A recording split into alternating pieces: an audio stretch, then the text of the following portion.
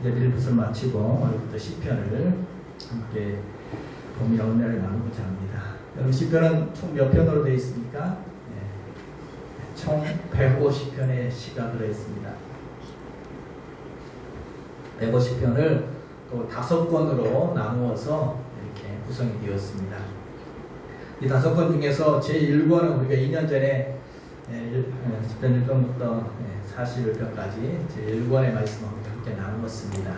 기억이 나실지 모르겠지만 오늘부터는 이제 제2권을 2권 42편부터 72편까지입니다. 2권을 다 보는 게 아니라 중요한 90편을 골라서 보도록 그렇게 하겠습니다. 그럼 제1권은 1편부터 11편까지 시를 모아놓은 제1권은 주로 다윗의 시들이 많았습니다. 대부분 41편 중에 37편이 다윗의 시였습니다. 그런데 오늘부터 보게 되는 제2권은 다윗의 시는 반 정도 되고 나머지는 아삽, 솔로몬, 고라자손 등의 다양한 제자들의 시들이 등장합니다. 오늘 42편도 보면 뭐라고 되어 있습니까? 표제에 보면 고라의 자손의 마스길이다. 고라 자손의 시라는 거죠. 고라 자손의 교훈을 모은 시라는 것입니다. 저자가 고라 자손입니다. 고라 자손은 레위지파에 속한 자손들이면서 특별히 하나님의 성전에서 음악을 담당했던, 찬양을 담당하고 음악을 담당했던 그런 사람들입니다. 그런 사람들의 시라는 것입니다. 이제부터 42편 시작이 42편입니다. 42편부터 72편까지의 이 시들을 제2권을 보면서 함께 은혜를 나누고자 합니다. 자, 오늘 10편 42편은 그 다음 43편과 하나의 시로 보고 있습니다. 42편과 43편을 하나의 시로 보게 되어지는데, 왜냐하면 반복되는 후렴구가 있습니다. 오늘 5절과 11절이 같죠. 그리고 43편도 마지막 5절이 같습니다. 총 3절이 후렴처럼 마치 우리가 1절 부르고 후렴하고 2절을 후렴하는 것처럼 이렇게 되어 있습니다. 그래서 42편은 전형적인 탄식의 시입니다. 시인이 고통 가운데, 삶의 고통 가운데 하나님께 탄식하며 올려드리는 그런 노래, 그런 시입니다. 시편의 대부분 한 70% 가까이가 탄식의 시들입니다. 우리는 찬양 시가 많은 줄 아는데 사실 삶이 어렵고 힘들어서 하나님 탄식하는 시가 70% 가까이 됩니다. 자, 오늘 42편 탄식의 시인데 어떻게 탄식하고 있는 것을 봅니까? 오늘 6절에는 내 하나님이여 내 영혼이 내 속에서 낙심이 되었다고 이야기하고 있고, 9절에는 내 반석이 하나님께 말하기를 어찌하여 나를 잊으셨나이까, 내가 어찌하여 원수의 압제로 말미암아 슬프게 아니나이까 하리로다. 여러분 지금 시인의 마음이 어떻다는 겁니까? 그냥 마음에는 그 영혼까지, 그 깊은 그 영혼까지도 내가 심히 지금 낙심이 되었다라고 말하고 있는 거죠. 여러분 시인의 그 낙심된 마음을 잘 드러내는 말이 있다면 시편에서 자주 보는 단어가 있죠. 어찌하여. 여러분 시편에 탄식의 시들에 주로 쓰이는 표현입니다. 어찌하여. 시편에 우리 50분 넘게 이 단어가, 이 말이 나오는데 대표적인 탄식의 표현입니다. 어찌하여. 우리 지금 말하면 왜 그럽니까? 어찌하여. 참 이해할 수 없다는 겁니다. 신앙의 그런 회의나 의심이 담겨있는 그런 표현처럼 보이지만 대부분 이 표현은 갈급함을 표현합니다. 하나님 향한 그 큰절함을 표현하는 그런 표현이라 할 것입니다. 오늘 5절과 11절에 같은 표현이고, 또 9절에 이 어찌하여 두 번 나오죠. 9절에 보면 어찌하여라는 표현이 두 번 나오는데, 먼저는 어찌하여 나를 잊으셨나이까. 어찌하여 나를 잊으셨나이까. 무슨 말입니까? 하나님 나를 잊어버린 것 같습니다. 하나님이 침묵하신다. 대답이 없으시다. 침묵하시나. 마치 숨어 계신 것 같은 그런 하나님. 하나님의 부재, 나와 함께 계시지 않은 것 같은 하나님의 부재를 느끼면서 지금 시인은 그 고통을 표현하고 있는 한식입니다. 왜 그러십니까? 나를 사랑하신다고 하신 하나님, 왜 내가 이렇게 지금 힘들고 이렇게 어려운데 하나님 어디 계십니까? 하나님 왜 나를 도와주지 않습니까? 하나님 멀리 계십니까? 어찌하여 나를 도우셨습니까? 어디 계십니까? 그리고 또 두 번째 어찌하여는 뭐라고 되어 있습니까? 네. 어찌하여 원수의 앞제로 슬프게 다니게 하시나이까? 무슨 말입니까? 어찌하여 나에게 이런 어려움이 있습니까? 그런 표현입니다. 우리가 흔히 말하는 어찌하여 지금 나에게 이런 어려움이 있습니까? 왜 이런 고난이 찾아왔나요? 왜 나만 겪는 고난이야? 왜 이런 표현이죠. 고통스러운 마음을 드러내는 것이 어찌하여라는 부르짖음입니다. 오늘 이것은 시인만의 부르짖음이 아니라 우리도 이런 그 표현을 할 때가 있죠. 왜 이런 어찌하여 이런 이해할 수 없는 고난과 이해할 수 없는 하나님의 침묵 가운데 왜 이런 고난이 찾아왔는지 부르짖게 되어집니다. 여러분 누구나 오늘 시인만이 아니라 누구나 이런 의문이 들 수 있습니다. 삶이 힘겨운 어려운 가운데 또 마음이 낙심될 때 누구나 이런 어려운 가운데 마음이 흔들리고 또 깊은 수렁에 빠지듯이 마음이 낙심될 때가 있습니다. 마치 우리의 몸이 감기를 걸리듯이. 여러분 감기 안 걸리신 분 계시나요? 나는 한 번도 감기 걸려본 적이 없다. 걸리고 싶고 걸린 사람 누가 있겠습니까? 누구나 몸이 또 약해지거나 환경이 어렵다 보면 감기에 걸리듯이 우리의 마음도 그렇습니다. 우리의 마음도 마음의 감기, 그런 낙심과 우람에 낙심에 빠질 때가 있습니다. 차이는 있겠죠. 가벼운 감기도 있지만 정말 심하게 알아놓고 병원에 가야 할 정도로 그런 심한 독감도 있습니다.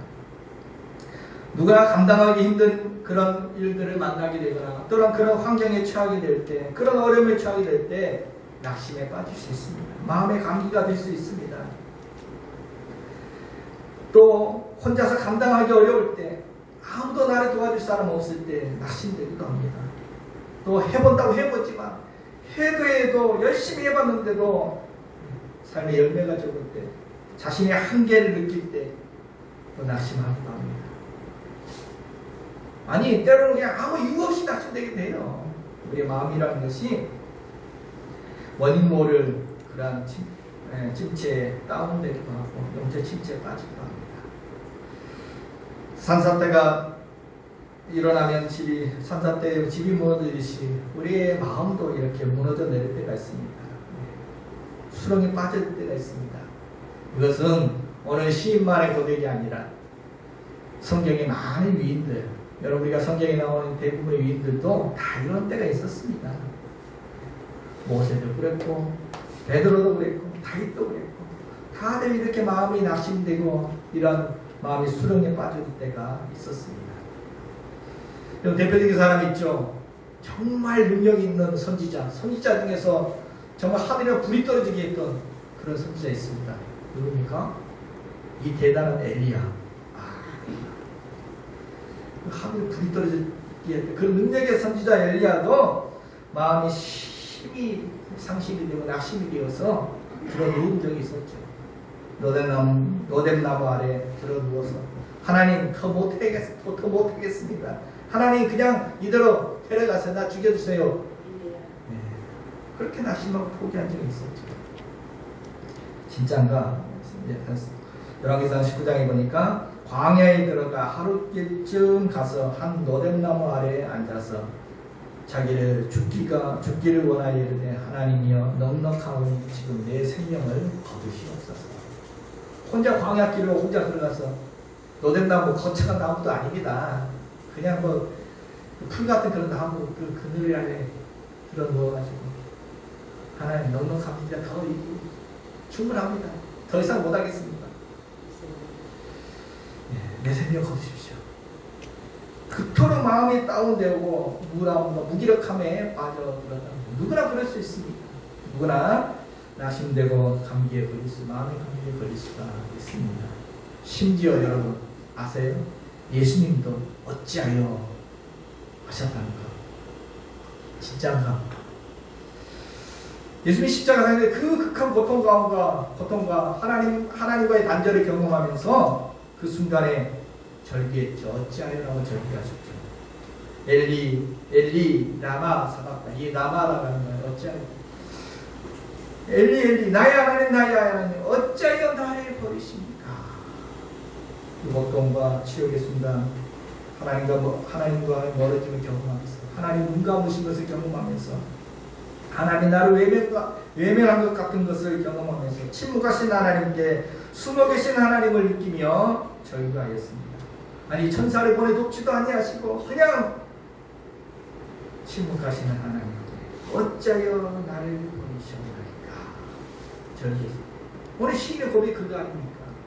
내가 이렇게 힘든데 하나님 어디 계십니까? 어찌하여 나를 버리십니까? 오늘 시인의 심정이 그러했습니다.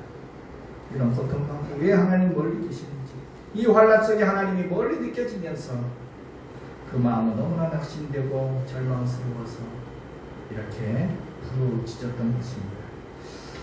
오늘 원문을 자세히 20편을 살펴보면 오늘 시인이 왜 이렇게 절규하고 왜 이렇게 마음이 낙심되었을까 한번 찾아보니까 한 5가지 정도 그 이유를 찾아볼 수 있었습니다. 먼저는 시인이 낙심됐던 이유 중에 하나가 하나님께 예배드리고 싶은데 그러지 못하는 상황 속에 놓여 있었습니다. 우리 1절을 보면 사슴이 시인의 머리 짜듯이 갈밤을 하나님을 찾고 있습니다. 2절에는 언제 하나님께 나아갈 수 있을지, 언제나 나아갈 수 있을지 모르는 상황임을 고백합니다. 고라자손이라고 했습니다. 늘 성전에서 찬송하고 예배하면서 또 성도들의 예배자를 인도하면서 그렇게 했던 사람입니다. 그런데 지금 이유를 모르겠지만 지금 시인은 예루살렘에 있지 않습니다. 오늘 6절을 보면 어디에 있습니까? 헤르몬산. 이스라엘 땅 북쪽 끝입니다. 눈이 녹지 않은 높은 헬몬산이 있습니다. 헬몬산 그 기슭에서 이 시를 쓰면서 예루살렘을 바라보면서 그리워하면서 이 시를 쓰고 있습니다. 시인이 지금 하나님께 예배드리고 싶은데 성전에 가고 싶은데 그러지 못할 상황 가운데 안타까움과 낙심됨으로 오늘 어찌하여 고백하고 있습니다. 두 번째 이유는 원수들의 조롱이 있었습니다. 사람들이 조롱합니다. 오늘 3절과 10절을 보면 원수들의 조롱이 2번 나옵니다. 3절에는 네 하나님 어디 있느냐 라고 조롱했다고 합니다. 10절에는 뼈를 찌르는 칼같이 비방했다라고 표현되어 있습니다. 하나님이 없다고 말하는 것이 아니라 하나님 계시지만 그 하나님이 너를 떠났다, 하나님이 너를 버렸다라는 그런 조롱입니다. 예루살렘 성전에서 지금 멀리 떨어져 있는 그런 상황 가운데 정말 이 조롱의 말들이 마치 칼을 찌르듯이 그 시인의 마음을 아프게 했던 거죠. 아니 힘들 때는 그냥 혼자서도 힘들잖아요. 그냥 지금 그냥 혼자 견뎌내기도 힘든 그 상황 속에서 힘이 되는 것이 아니라 사람들은 그를 향해서 이제 너 하나님도 버렸어. 네 하나님 어디 계시냐? 조롱하는 그 이야기가 마치 그 소리가 칼로 막 찌르듯이 찌르는 칼같이 그렇게 느껴졌다는 것입니다. 시인의 마음이 그렇게 아프고 힘들었다는 것을 말해줍니다. 세 번째 이유는 예전에 그 좋았던 시절을, 그 행복했던 시절을 회상하면서 지금 시인의 마음이 심히 상하고 있습니다. 4절에 보니까 뭐라고 말하고 있습니까? 내가 전에 성례를 지키는 무리와 동행하며 기쁨과 감사의 소리를 내며 그들을 하나님의 집으로 인도하였더니 이제 이 일을 기억하고 내 마음이 상합니다. 예전에 성일을 지키면서 하나님께 예배드리면서 성전에서 사람들을 하나님 집으로 인도하면서 그렇게 막 행복했었는데 지금 그러지 못합니다. 그 일을 기억하면서 마음이 상합니다. 과거에 풍성한 은혜를 누렸는데 그것을 기억하면서 지금은 결핍되어 있는 그 상황 속에서 그런 분들이 있죠. 굉장히 좋아하는데 하면서 지금 상황이 힘들어지는 상황 속에서 아파하는 사람입니다. 네 번째 이유는 시인이 처해 있는 실제적인 어려움이 있었던 것 같습니다. 지금 그 어떤 어려움인지는 구체적으로 나와 있지 않지만 7절에 보면 그 어려움에 대한 표현이 마치 파도처럼 나를 휩쓸어 버렸다. 파도처럼 나를 휩쓸어 버렸다라고 고백하고 있습니다. 그런데 이 모든 이유보다 시인을 가장 힘들게 했던 이유가 있습니다. 다섯 번째 이유.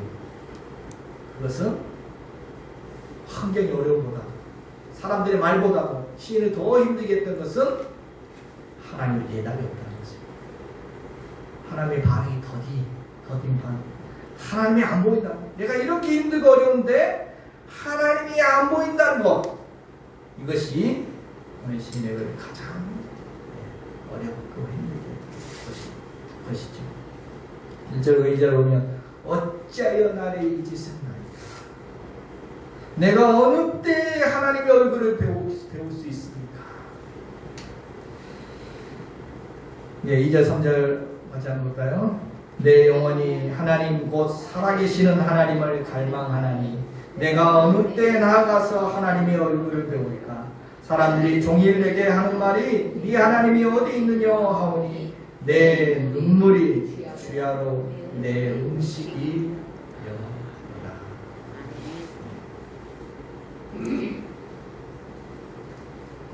그럼 시인은 하나님이 없다고 말하는 게 아닙니다. 하나님의 존재를 부정하는 거 아닙니다. 하나님이 계신 줄은 압니다. 하나님 계신 줄로 믿습니다. 믿는데 하나님 계신 줄로 믿는데 그런데 문제는 뭐예요? 그 하나님 내 삶 속에는 보이지 않는다는 거죠. 내 삶 속에서 느껴지지 않는다는 거죠. 이 어려움 속에서 느껴지지 않는다는 거죠. 우리의 신앙의 문제도 이거 아닙니까? 나 하나님 믿어. 나 하나님 믿어. 하나님이 살아계시다고 믿어. 아니 그러면 내 삶 속에서 느껴져야 하는데 내 삶 속에서 느껴지지 않아. 경험되지 않아. 하나님 제가 이렇게 힘든 시간을 보내고 있는데 하나님 어디 계시나요? 이거죠. 거기 보니까 살아계시는 하나님을 갈망한다. 그냥 하나님을 갈망하는 것이 아니라 내 삶의 현장에서 살아 역사하시는 하나님을 갈망한다는 것입니다.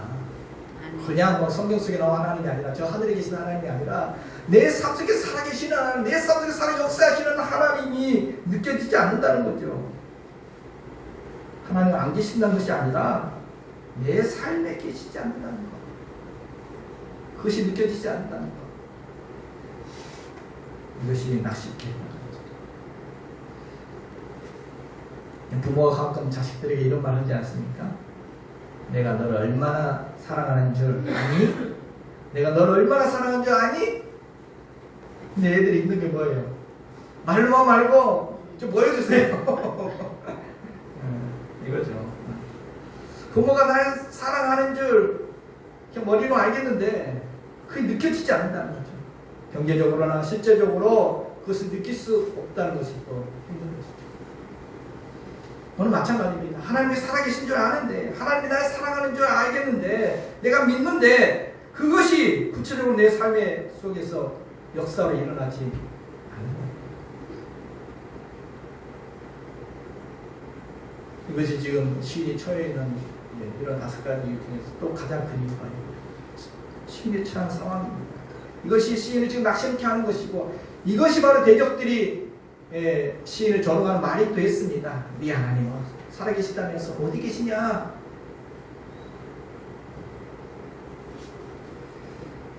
오늘 시인이 얼마나 힘들었는지 거기 표현되기는 뭐라고 표현되어 있습니까? 내 눈물이 주야로 내 음식이 되었다. 무슨 말이에요? 내 주야 아침, 점심, 저녁을 우리가 먹는데 먹을 때 눈물과 함께 눈물이 내 음식이 되었다. 하루 종일 밤낮으로 눈물이 그치지를 않는다는 것입니다. 밥 먹을 때도 밥을 먹는지 눈물을 먹는지 이게 지금 시인의 그 심정, 그 낙심된 심정입니다. 그렇습니다. 누구나 여러 가지 이유, 다양한 이유들로 영적인 침체나 이런 마음의 낙심에 빠질 수가 있습니다.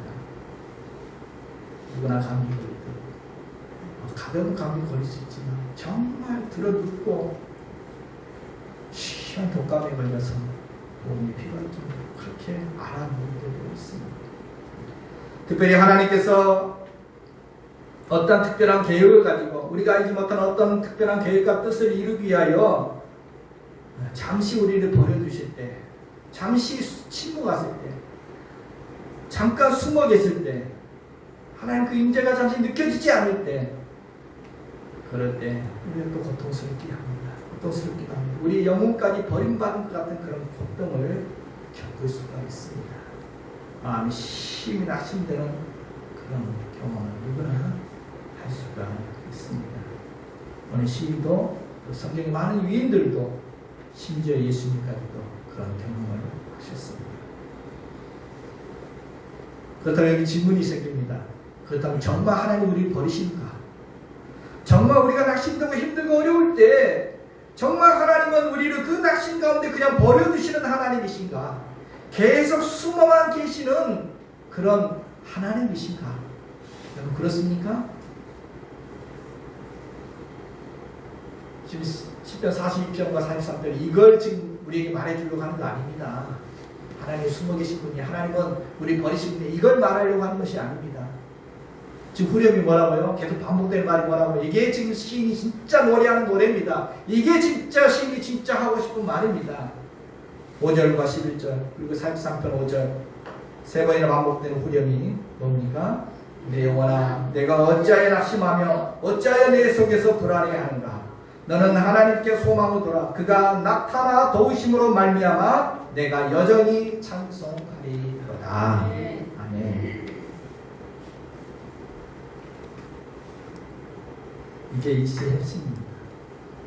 시인이 진짜 노래하고자 하는 것이 이겁니다.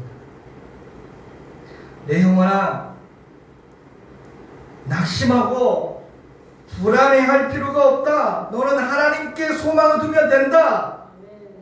이걸 말하고 있습니다. 왜? 하나님이 어떤 분이시기에 하나님은 그가 나타나 도우심으로 말미암아 그분은 나타나실 것이다. 숨어만 계시지 않으실 것이다.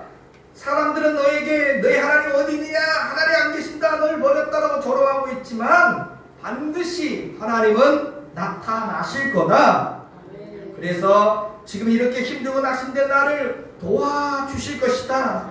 그래서 나는 여전히 찬송하게 될 것이다. 오래 숨지 않으실 것이다. 그렇습니다. 하나님은 잠시 그 얼굴을 가리우시기도 하십니다. 그러나 오래 숨지 않으십니다. 반드시 우리의 삶의 자리에 나타나실 것입니다.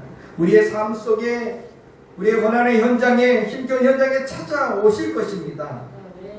그래서 우리의 낙심된 마음도 어루만지시고 도와주실 것입니다.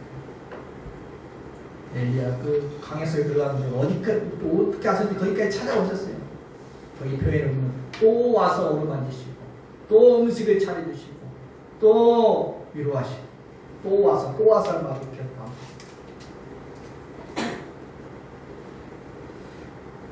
낙심되는 자리에 찾아오셔서 우리의 마음을 도우시고 다시 여전히 찬송하게 하여 주시는 하나님이신 줄로 믿습니다. 아멘. 화재 현장에 뭐가 달려와요? 네, 소방차가.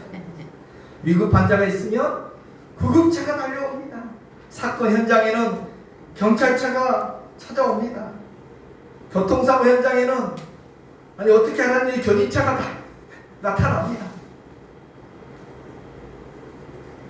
오늘 우리의 낙심된 마음에 우리의 고통 현장 가운데 나타나실 것입니다. 찾아오실 것입니다. 장애물을 들고 찾아오실 것입니다.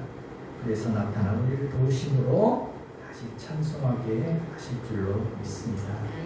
그래서 요한복음 14장에 주님 말씀하셨습니다.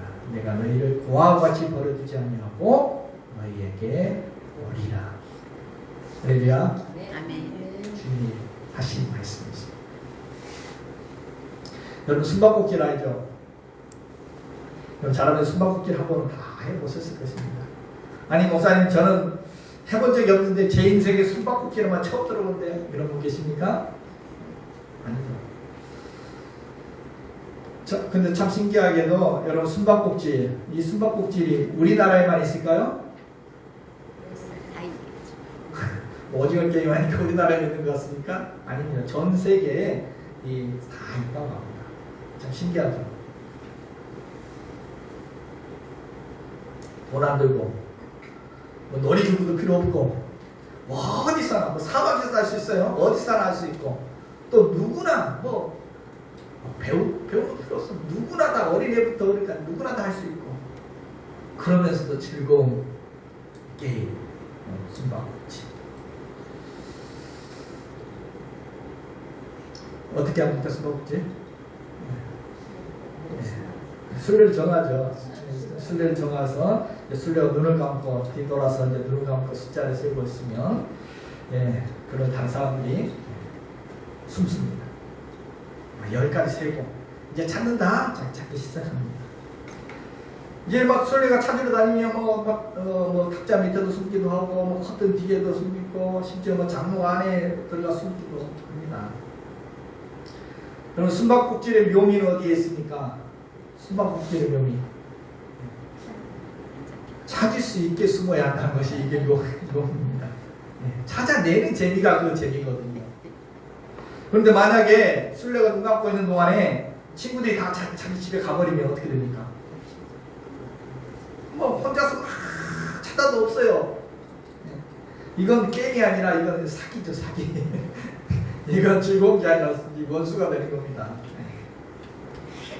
숨바꼭질의 묘미는 찾아내는데 찾을 수 있는 공간 안에 찾을 수 있게 쓰는 거예요.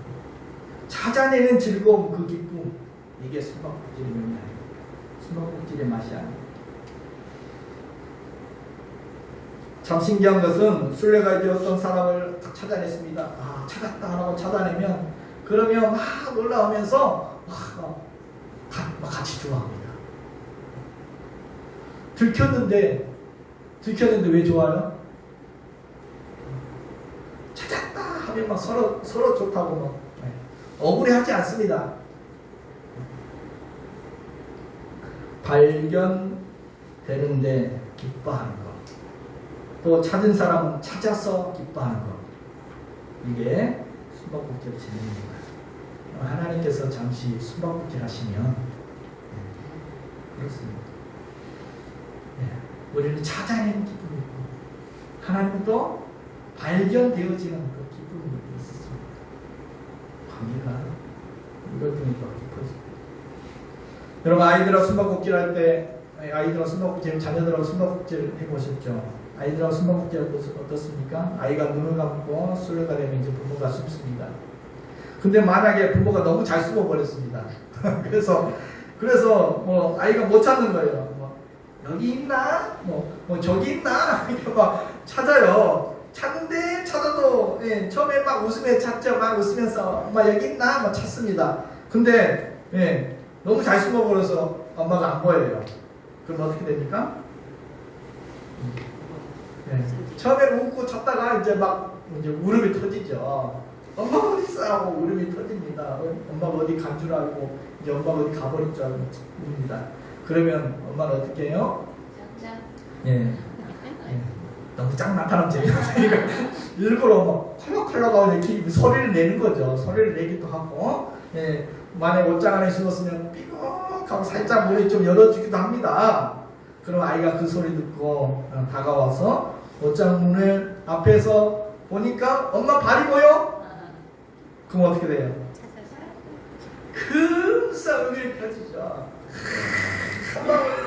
역시 엄마 찾았다라고 문을 확 엽니다. 그럼 어떻게 돼요? 마치 이상가족 상봉을 하듯이 그렇게 서로 끌어안고 엄마 품에 끌어안기면서 기뻐합니다. 한순간에 불안했던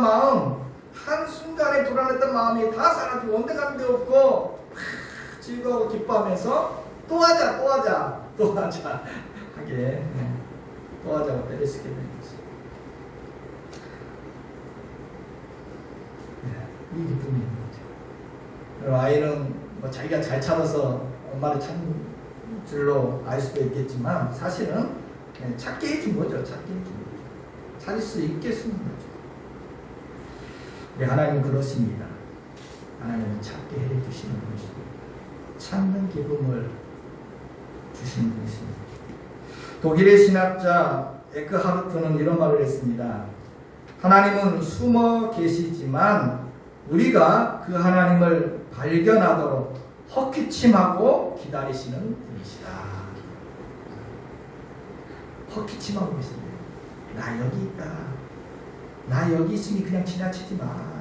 나 여기 있어 라고 이렇게 사인 주시고 알려주시고 계시는 왜 숨어 계세요? 발견되어지는 기쁨이 있다는 것입니다.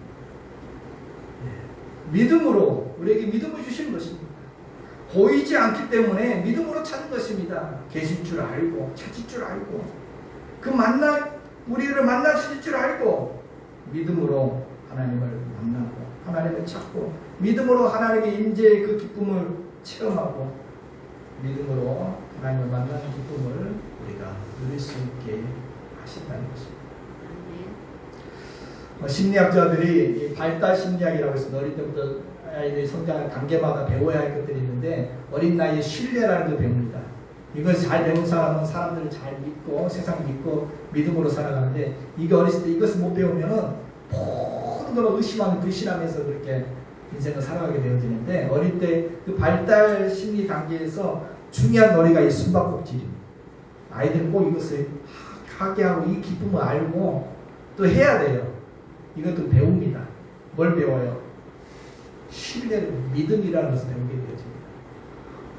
엄마가 눈에 안 보여도 엄마는 나를 절대 버리지 않는다.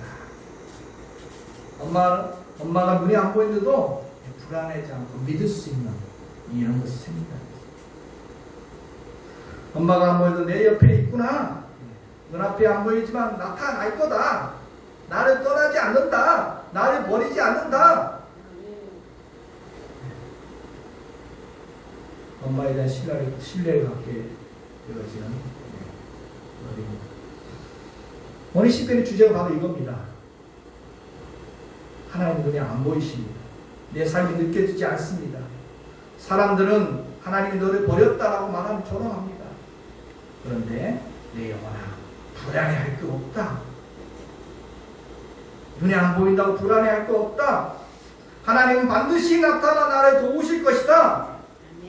그래서 나는 여전히 찬송하게 될 것이다. 기뻐하게 될 것이다. 이것이 바로 오늘 5절과 11절의 시인의 고백이 아니겠습니까?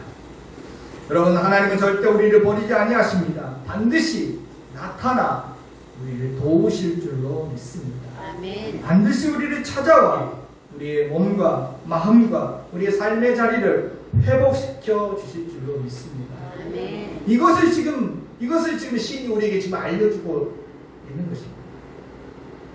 여러분 기독교와 다른 종교에 많은 차이가 있지만 가장 중요한 차이점 중에 하나가 바로 이겁니다. 무슨 차이?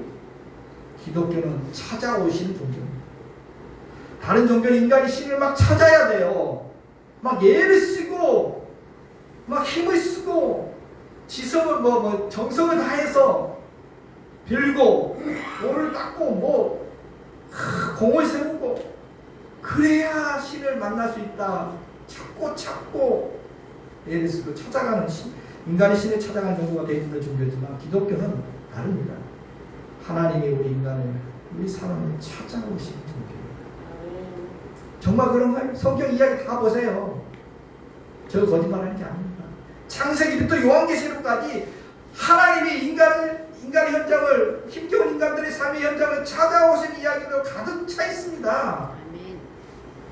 에덴 동산에서 죄를 짓고 타락에 숨어 있을 때 아담과 하와를 찾아오신 어디 있느냐고 찾아오신 하나님. 가인이 동생을 죽였습니다. 살인자 가인에게 찾아오신 하나님. 아브라함에게 찾아오신 하나님. 이삭에게 지난주 베델에서 야곱에게 요셉에게 찾아오신 하나님. 모세에게 호렙산에서 찾아오신 하나님. 이스라엘 공동체에게 찾아오신 하나님. 신약의 넘어가면 예수님께 제자들에게 찾아와서 제자들 불러주신 하나님, 찾아오신 하나님, 예수 그리스도 이 땅에 오신 삶 자체가 하늘 보좌를 버리시고 가장 낮은 자리 인간의 자리까지 찾아오신 이야기. 38년 병자에게 찾아오신 예수님, 외로운 삭개오에게 찾아오신 예수님, 죄인들에게 찾아와서 죄인들의 친구가 되어주신 예수님, 인생의 목마름이 허덕이던 우물가 여인에게 찾아오신 예수님, 다메섹 도상에서 하나님의 원수되고 복음을 핍박했던 사울에게 찾아오신 바울이 되게 해주신 하나님. 그리고 마지막 책 계시록도 찾아오신다는 이야기로 끝나요. 마지막에 예수님이 재림하실 것이다. 다시 찾아오실 것이다. 창세기부터 계시록까지 성경 모든 이야기 속에서 하나님은 힘겨운 인생들의 삶의 현장에 찾아오신 이야기들로 가득 차 있습니다. 그래서 우리 찬양하죠. 힘들고 지쳐 낙망하고 넘어져 일어날 일이 전혀 없을 때 조용히 다가와 손잡아 주시고 내게 말씀하시는, 나에게 심하고 내 자신 연약해서 고통 속에 눈물을 흘리고 있을 때 못자 없는 그 손길로 내 눈물 닦아주시며 나에게 말씀하시며, 너는 내 아들이다. 내가 너를 낳았다. 너는 내 아들이다. 나의 사랑하는 내 아들이다. 아멘.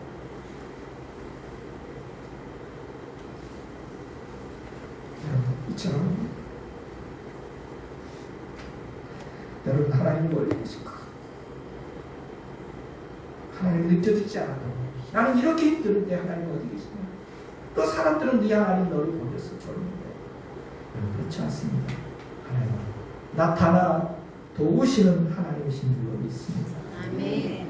여러분 숨어 계시지만 하나님은 절대 우리를 떠나지 아니하시고 우리를 버리지 아니하시고 우리의 삶 현장에 찾아오시는 하나님이신 줄로 믿습니다. 아멘. 그러므로 내 삶이 힘겹게 느껴지고 하나님이 나를 버린 것처럼 느껴지고 낙심되지고 우리는 어떻게 하겠습니까? 오늘 시인은 어떻게 했습니까? 오늘 1절 보면 하나님이여 사심이 신의 머리 찾기에 갈급함 같이 내 영혼이 주님을 찾기에 갈급하나이다. 5절 11절에도 너는 하나님께 소망을 두라. 하나님이 안 보이고 멀리 느껴질 때 사람들은 너희 하나님 너를 버렸어라고 조롱하고 있을 때 시인의 마음은 낙심된 게 시인의 주된 마음이 아닙니다. 낙심되기도 했지만 오늘 시인의 주된 마음은 갈급함이었습니다. 갈급함이 이게 시인의 주된 마음입니다. 시작부터 1절부터 시인이 시작하면서부터 바로 고백하는 시인의 고백이 뭡니까? 사슴이 실의 머리 찾듯이 내가 하나님을 갈망합니다. 하나님을 찾습니다. 나의 소망은 하나님께 둡니다. 하나님을 바라봅니다. 아멘. 이게 시인의 주된 마음입니다. 여러분 내 삶에 힘겹고 낙심되어질 때 하나님 멀리 느껴질 때 그때 어떻게 해야 됩니까? 오늘 시인은 그럴수록 더더욱 하나님을 갈망하며 찾았다는 것입니다. 하나님 주님 엄마를 찾고 부르짖고 하나님을 찾고 하나님을 바라보고 하나님께 소망을 두었습니다. 여러분 힘들 때 문제 바라보면 세상 바라보면 연약한 내 자신을 바라보면 소망이 생긴다니 소망을 더 잃습니다. 문제 보면 더 힘들어집니다. 문제 때문에 더 힘들어집니다. 그런데 신기하게도 하나님을 바라보면 소망이 생겨납니다. 문제를 보면 불안하고 문제를 보면 걱정이 되지만 하나님을 바라보면 소망이 생깁니다. 평안이 옵니다. 내 눈을 하나님께 고정할 때 하나님을 바라볼 때 우리는 다시 여전히 찬송할 수 있을 줄로 믿습니다. 아멘. 오늘 시인이 찬송하게 된 이유, 찬송하게 된 때가 문제가 해결될 때가 아닙니다. 하나님을 바라볼 때 찬송하게 되었다는 것입니다. 사슴이 신음을 찾듯이 갈망한다. 이거는 시인의 표현인데 여러분 우리 잘 모르죠. 사슴이 어떻게 찾는지. 팔레스타인은 거기 팔레스타인 지역은 건기와 우기가 뚜렷한 기후입니다. 여름에 비 한 방 오지 않습니다. 겨울에만 비와 눈이 옵니다. 건기가 시작되면 6개월 가까이 비가 한 방 오지 않습니다. 그러면 그 땅들이 완전히 사막처럼 되어버립니다. 그러면 동물들은 어때요? 막 헐떡이면서 물구덩이를 찾아다닙니다. 경험 많은 사냥꾼은 어떻게 해요? 동물 쫓아다니지 않습니다. 물구덩이에 와서 기다리고 있으면 됩니다. 이 짐승들은 거기 가면 죽을 수도 있는데 생명 걸고 물구덩이를 찾아가는 것입니다. 오늘 시인이 하나님을 찾는 자신의 마음이 이렇다는 것입니다. 이런 갈급함으로 내가 하나님을 찾습니다. 여러분 이런 갈급함이 있으신가요? 여러분 갈급함이 있으면 내 영혼은 영원한 겁니다. 내 영혼이 살아있는 것입니다. 갈급함이 없으면 심각한 질병이 있는 것입니다. 은혜의 시작은 내 안에 갈급함이 있을 때 하나님의 은혜가 내 삶의 시작이 되어집니다. 왜요? 배부른 사람은 아무리 뭘 줘도 그 은혜인 줄 몰라요. 배부른 사람은. 배가 고프고 갈급한 사람은 은혜를 알고 그때부터 하나님의 은혜를 맛보기 시작합니다. 예레미야 29장에 너희가 온 마음으로 나를 구하며 나를 찾을 것이요 나를 만나리라. 환난 날에 나를 부르라. 내가 너를 건지리니 내가 너를 영화롭게 하리로다. 엄마를 부르며 숨바꼭질 아이처럼 찾을 때까지 찾아내는 것처럼 우리가 갈급한 마음으로 갈망하면서 주님을 찾아야 할 줄을 믿습니다. 그럼 반드시 나타나 우리를 도와주실 것입니다. 두 번째로 오늘 시인이 했던 것은 자신의 영혼을 향해서 자신을 향해 선포했습니다. 뭐라고 선포해요? 내 영혼아 내가 어찌하여 낭망하며 어찌하여 내 속에 불안해하는가? 너는 하나님께 소망을 두어라. 자기를 향해 하는 말입니다. 여러분 막 낙심이 될 때 내 안에서 내 자아가 낙심된 내 자아가 나에게 막 말을 건너오면서 부정적인 말을 건너올 수 있습니다. 여러분 그러기 전에 먼저 내가 내 낙심한 자아를 향해서 선포하는 것입니다. 뭐라고 선포해요? 낙심하지 마라. 낙심하는 게 뭐냐? 아니 때로는 더 객관에 자기 이름까지 넣어서 말할 수도 있습니다. 누구야? 홍식아 너 왜 낙심하고 있느냐? 너 정신 차려라. 뭐가 그렇게 힘드냐? 하나님이 죽었냐? 힘내. 하나님 네 옆에 계셔. 여호와는 나의 목자시니 내게 부족함이 없다. 아멘. 지금은 내 눈에 보이지 않고 하나님은 살아계시고 반드시 나타나 도와주실 것이다. 그러니 너는 역시 낙심할 것이 아니다. 하나님께 소망을 두고 하나님만 바라보아라.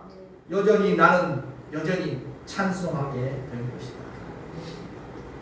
그래서 우리는 사방으로 우격상을 당하여도 쌓이지 아니하며 답답한 일을 당하여도 낙심하지 아니하며 이것이 오늘 그리스도인의 고백인 줄로 믿습니다. 아멘. 사랑하는 성도 여러분, 살다 보면 누구나 낙심할 때가 있습니다.